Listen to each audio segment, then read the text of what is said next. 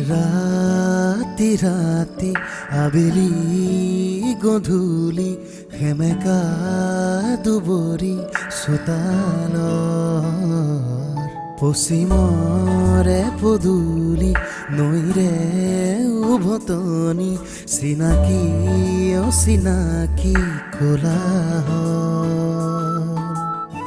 সৰগী সৰগী এটি মিঠা হাঁহি আউসীৰ চোতাল হ'বনে জোনাকী চিঙি মোহাৰি নিজৰে পৃথিৱী লাজৰে উৰণি নলয় আবতৰীয়া মৌন এধানি জীয়া কাহিনী এপাহি সুখৰ এপাহি দুখৰ নিয়ৰৰ ফুল বুটলি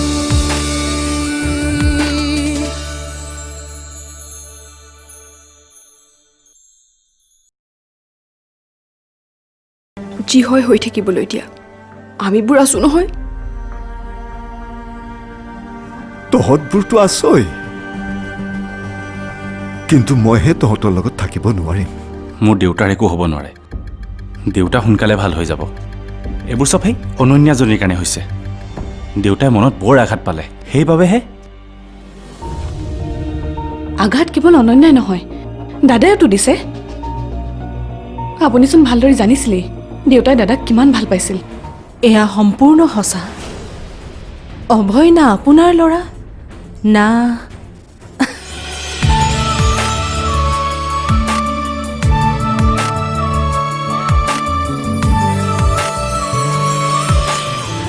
আপোনাৰ মা দেউতাই ভাবিব মই আপোনাক মোৰ জালত পেলাই তেওঁলোকৰ পৰা আঁতৰাই আনিলোঁ আনে কি ভাবে সেইটোতো মই গুৰুত্বই নিদিওঁ মই যি কৰোঁ সদায় মোৰ মনৰ মতেই কৰোঁ বেলেগৰ কথা ইমানকৈ চিন্তা কৰা হ'লে আদি আৰু অৰুন্ধতীৰ এই অৱস্থা নকৰিলোহেঁতেন সেইটোও হয় এতিয়া পিছে কি কৰিম বুলি ভাবিছে মানে ভৱিষ্যতৰ কথা কি ভাবিছে মোৰ ভৱিষ্যতটো এতিয়া তোমাৰ হাতত তুমি ইচ্ছা কৰিলে মোৰ ভৱিষ্যত গঢ়িবও পাৰা আৰু নহ'লে মাত্ৰ এটা কথা মনত ৰাখিবা তোমাৰ উদ্দেশ্য পূৰাবলৈ গৈ মোক ধ্বংসৰ পথলৈ ঠেলি নিদিবা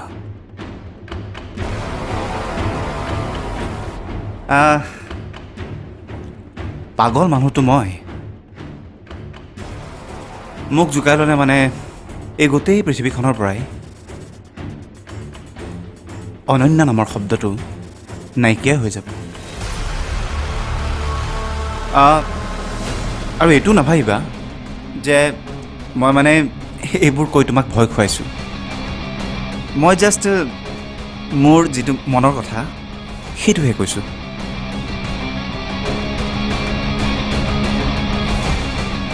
আৰু এই অভয়ে সদায় নিজৰ মনৰ মতে চলে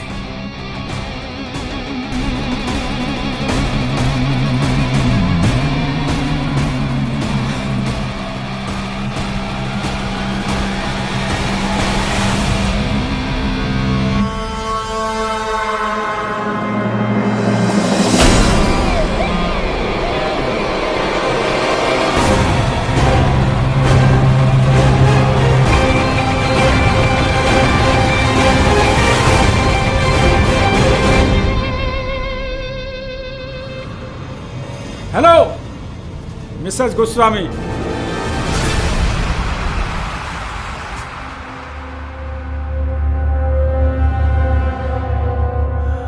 ইমান দিনৰ মূৰত দেখিছোঁ কমচে কম মাত এষাৰটো দিব পাৰা মাত এষাৰ দিবলৈ আপোনাক দেখাওতো পাব লাগিব এইটোতো মন্দিৰ হয় ইয়াত পবিত্ৰ মনৰ পবিত্ৰ মানুহৰহে আগমন হয় আপোনাৰ দৰে অধম আৰু পিশাচ মানুহ যে ইয়ালৈ আহে সেইটো মই জনা নাছিলোঁ। বাৰু আপুনি মাত দিলে ভালেই কৰিলে। এতিয়াহে বুজিলোঁ ভগৱানে আমাৰ কথা কিয় নুশুনে। আপোনাৰ দৰে মানুহ যেতিয়া ভগৱানৰ চৰণত পৰে ভগৱানো দুমোজাত পৰিবই। একচুৱেলি কি জানা, তোমাৰ মোৰ ওপৰত খং উঠাটো স্বাভাৱিক। তোমাৰ লগত মই যি কৰিলোঁ বৰ বেয়া কৰিলোঁ। আচলতে কি জানা, সেই সময়ত মোৰো কোনো উপায় নাছিল। হ'ব, এতিয়া মোক ক্লেৰিফিকেশ্যন দিব নালাগে। আপুনি যে ভুল কৰিছোঁ বুলি স্বীকাৰ কৰিছে সেয়াই মোৰ বাবে যথেষ্ট।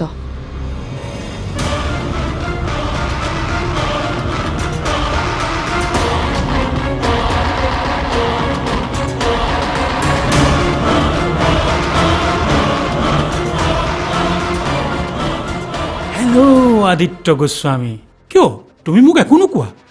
গালি নাপাৰা, মাৰপিট নকৰা? আপোনাৰ ভাগ্য ভাল যে এইবোৰ কামৰ পৰা মই বিৰতি লৈছোঁ।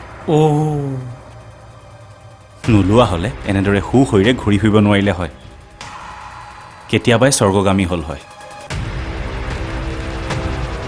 আৰু এটা কথা, মোৰ পত্নীৰ লগত আপোনালোকে যি অন্যায় কৰিলে তাৰ হিচাপ এদিন নহয় এদিন ভগৱানে ল'ব। যদি তাই ন্যায় পায় তেন্তেতো বাচি যাব, আৰু যদি ন্যায় নাপায় তেন্তে ময়ো এই আদিত্য গোস্বামী হৈ নাথাকিম। তহঁত এটা এটাক মাজ ৰাস্তাত নাঙঠ কৰি চুচৰাই পিটিম। আদি দেউতা প্লিজ দেউতা, কি কৈছিলোঁ মই তোমাক? আদিত্য আৰু অৰুণভূতি, দেউতাৰ হৈ তোমালোকক মই চৰি কৈছোঁ। তোমালোক যোৱা ইয়াৰ পৰা। তই সিহঁতক চৰি কৈছ বে? চৰি কৈছ বে? এই ভাষা যদি মই নিজৰ দেউতাৰ আগত প্ৰয়োগ কৰিলোঁ হয় কত কি যে গালি খালোঁ হয়। আৰু আপুনি দেউতাক হৈ নিজৰ ল'ৰাক এনেকুৱা শিক্ষা দিছে, পাৰিলে নিজকে সলনি কৰক। চিন্ময়ে চৰি কিয় কৈছে জানে? কাৰণ ই কথাবোৰ বুজি পাইছে। ইটো মোক ভালদৰে জানে। মোৰ খং উঠিব হ'লে কোনো বাচি নাযায়। চিন্ময় নহয় জানো? আচলতে ৰ'বা চিন্ময়, মই এনেদৰে দৰৱ খাই খাই ঘৰতে বহি থাকিলে এই কামবোৰ কেনেকৈ হ'ব? মই ওলাই যাবই লাগিব। একদম যাব নোৱাৰিব। ইমান দিনে আপোনাৰ কথাই মই শুনিলোঁ। আপোনাৰ কথা শুনি শুনিয়ে আধা বয়স পাৰ কৰিলোঁ। এইবাৰ মোৰ কথা শুনিব লাগিব, নহ'লে কিন্তু ময়েই গুচি যাম এইখন ঘৰ এৰি। ক'ত যায়?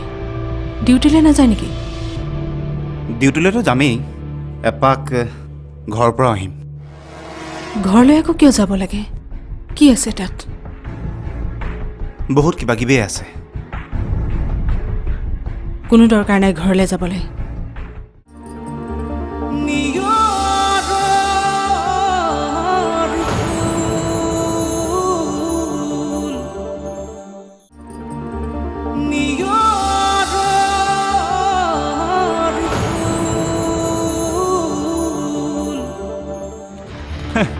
পাৰিলে নিজকে সলনি কৰক। চিন্ময়ে চৰি কিয় কৈছে জানে? কাৰণ ই কথাবোৰ বুজি পাইছে। ইটো মোক ভালদৰে জানে। মোৰ খং উঠিব হ'লে কোনো বাচি নাযায়। চিন্ময় নহয় জানো? আচলতে ৰ'বা চিন্ময়, মিষ্টাৰ বৰঠাকুৰ, মোৰ লগত আপুনি যি কৰিলে সেয়া ভৱিষ্যতলৈও আনৰ প্ৰৰোচনাত পৰি আনৰ লগত নকৰিব। যাৰ দুৱাৰমুখত আপুনি আজি থিয় হৈছেহি তেওঁকতো অলপ হ'লেও ভয় কৰক। যিদৰে আপুনি মোক মনাবলৈ চেষ্টা কৰি হাৰ মানি গৈছিল সেইদৰে আপুনি ভগৱানকো মনাব নোৱাৰিব। লাগিলে আপুনি যিমানেই পূজা অৰ্চনা নকৰক কিয়, এদিন নহয় এদিন ভগৱানে আপোনাৰ বিচাৰ ল'ব। সত্য আৰু অসত্যৰ যুদ্ধত এদিন সত্যৰে জয় হয়। সেয়া লাগিলে চিনেমাই হওক বা বাস্তৱ। আৰু ইয়াত সত্য কোন সেয়া আপুনি ভালদৰে জানে। বলক আদি।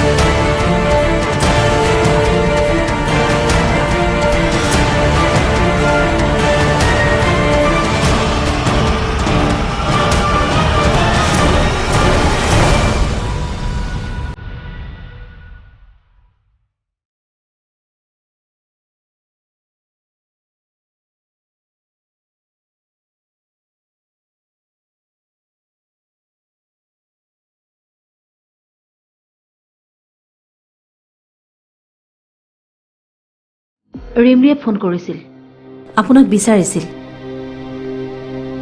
আপুনি শুই থকাৰ কাৰণে মই নজগালোঁ তুমি তাইক মোৰ গা বেয়া কথাটো কৈছা নেকি অনন্যই আমাৰ লগত কি কি কৰিলে সেইবোৰহে তাইক ক'লোঁ কিন্তু অভয়ৰ কথা আৰু আপোনাৰ গা বেয়া হোৱাৰ কথা নক'লোঁ ভালেই কৰিলা এইটো সময়ত তাইক এইবোৰ কথা জানিবলৈ দিব নালাগে তাইৰ পঢ়া শুনাত ডিষ্টাৰ্ব হ'ব আৰু শুনা তাই এতিয়া ঘৰলৈ আহোঁ বুলি ক'লে নালাগে বুলি ক'বা কিন্তু তাই যদি সোধে কিয় নালাগে বুলি মই তাইক কি উত্তৰ দিম কিবা এটা অজুহাত দেখুৱাবা আৰু সকলোবোৰ চিজিল হোৱাৰ পাছতহে তাইক ঘৰলৈ আহিবলৈ দিবা মই এনেদৰে দৰৱ খাই খাই ঘৰতে বহি থাকিলে এই কামবোৰ কেনেকৈ হ'ব মই ওলাই যাবই লাগিব একদম যাব নোৱাৰিব ইমান দিনে আপোনাৰ কথাই মই শুনিলোঁ আপোনাৰ কথা শুনি শুনিয়ে আধা বয়স পাৰ কৰিলোঁ এইবাৰ মোৰ কথা শুনিব লাগিব নহ'লে কিন্তু ময়েই গুচি যাম এইখন ঘৰ এৰি হ'ব দিয়া তোমাৰ মতেই হ'ব এতিয়া এই মুহূৰ্তত তুমি গুচি গ'লে মই অকলশৰীয়া হৈ কেনেকৈ জীয়াই থাকিম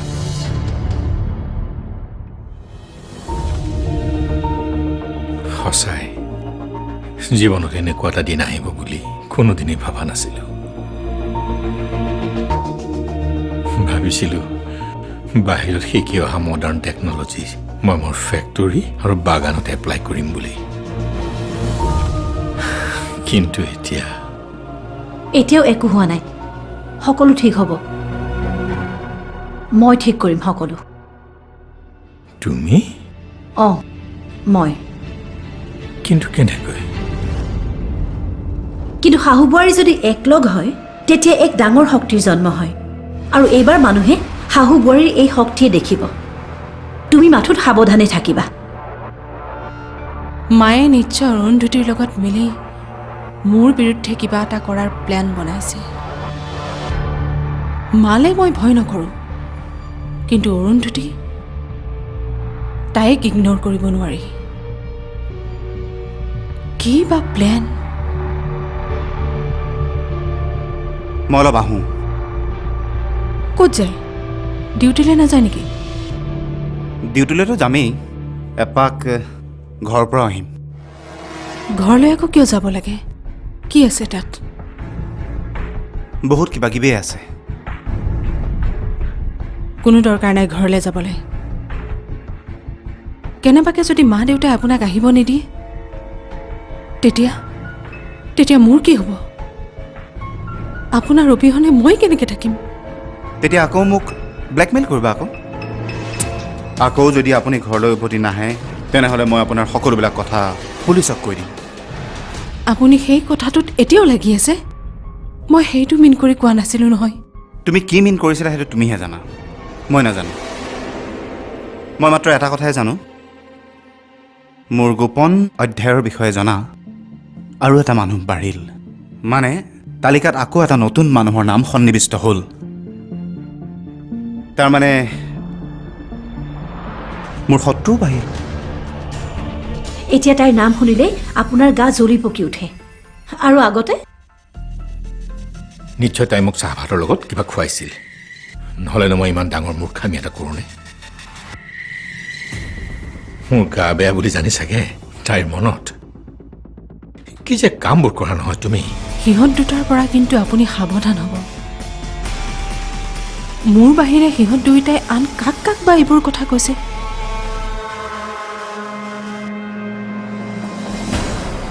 যিমান পাৰে সোনকালে অৰুন্ধতী আৰু আদিৰ মুখখন বন্ধ কৰক নহ'লে কিন্তু এদিন বিপদ হ'ব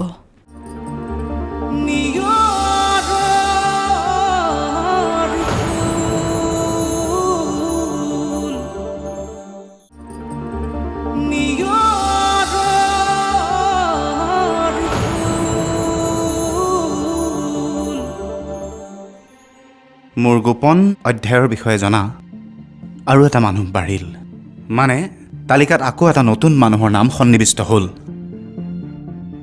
তাৰমানে মোৰ শত্ৰু বাঢ়িল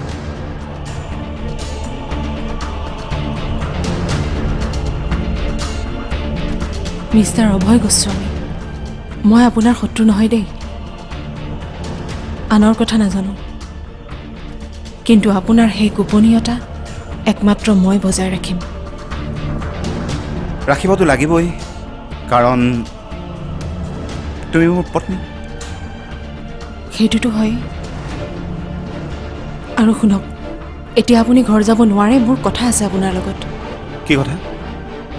সেইবোৰ মই পিছত ক'ম।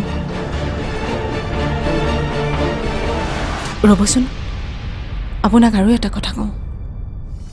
আপোনাৰ গোপনীয়তা কিন্তু এতিয়া অৰুন্ধতী আৰু আদিয়েও জানে।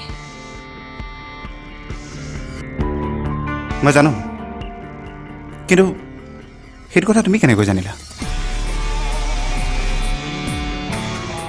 কাৰণ আপোনাৰ সকলোবোৰ কথা অৰুন্ধতীৰ মুখেদিয়েইতো মই গম পালোঁ। সিহঁত দুটাৰ পৰা কিন্তু আপুনি সাৱধান হ'ব। মোৰ বাহিৰে সিহঁত দুয়োটাই আন কাক কাক বা এইবোৰ কথা কৈছে।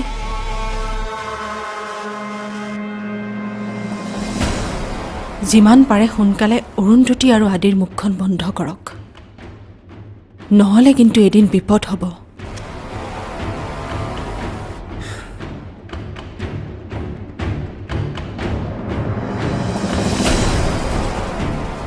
মোৰ একো বিপদ নহয়, বিপদ সিহঁতৰি হ'ব। আদি আৰু অৰুন্ধতী এই দুইটা একলগ হৈ থকা মানে শক্তিশালী হৈ থকা। এই দুইটাৰ পৰাই এটাক যদি নাইকিয়া কৰি দিওঁ, তেতিয়া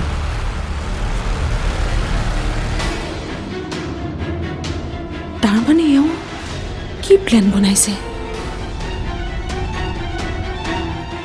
সিহঁত দুয়োটাৰ কাৰোবাক মাৰি পেলোৱাৰ প্লেন বনোৱা নাইতো?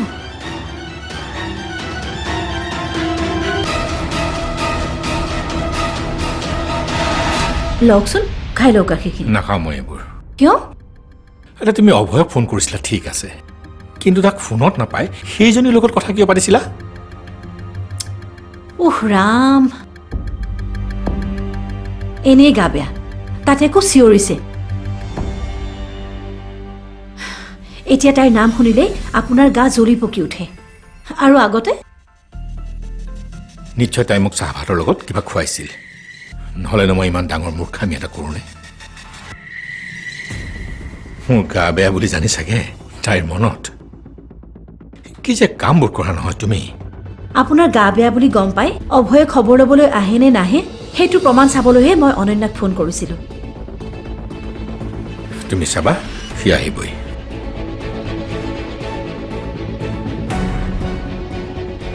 আহে নে নাহে মই নাজানো, কিন্তু আজি অনন্যাই ফোনত আকৌ সেইটো কথা ক'লে। কি কথা? অভয় যে মোৰ সন্তান নহয় সেইটো কথা। যদি কথাটো মিছাই হয়, তাই কিয় মোক বাৰে বাৰে কথাটো সোঁৱৰাই থাকে?